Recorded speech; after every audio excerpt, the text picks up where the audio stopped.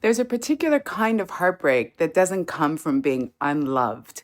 It comes from being almost loved. From being with a man who says he wants connection, intimacy, partnership, but only as long as it doesn't ask anything of him. And if you've ever found yourself shrinking, self-editing, or wondering if you're too much for wanting basic emotional consistency, this video is for you.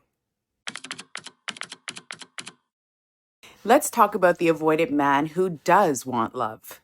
Because contrary to what people think, this isn't always a man who doesn't care. Often, he does crave closeness. He longs for partnership. He wants to be chosen, but only on his terms. He wants the feeling of being loved unconditionally without having to emotionally adapt, stretch, or be truly available in return. So love is welcome as long as it stays comfortable, self-contained, and doesn't ask him to show up any differently. This is where so many women get stuck because he's not overtly cruel.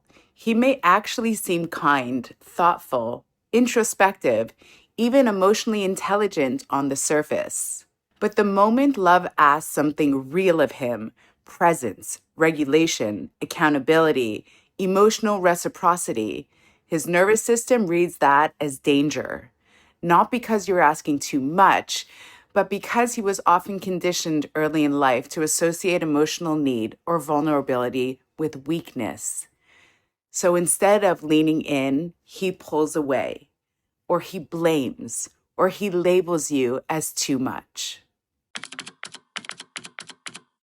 And this pattern is especially brutal for anxiously attached women because you're told you're loved, but punished for needing that love to be consistent, responsive, or safe.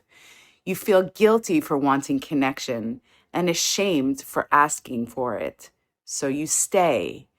You stay in relationships where your needs are subtly framed as a problem, where love is promised, but emotional presence is rationed. And over time, you learn to make yourself smaller just to keep the peace.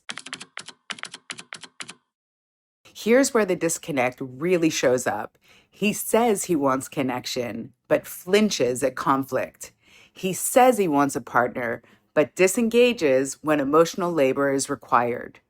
He says vulnerability matters, but only shares when he's fully in control of the narrative. He says you're too much when you express needs, but feels abandoned if you finally detach. He says, I just want peace, but what he really wants is comfort without accountability. At the core, this man doesn't want to be without love. He just doesn't want love that stretches him.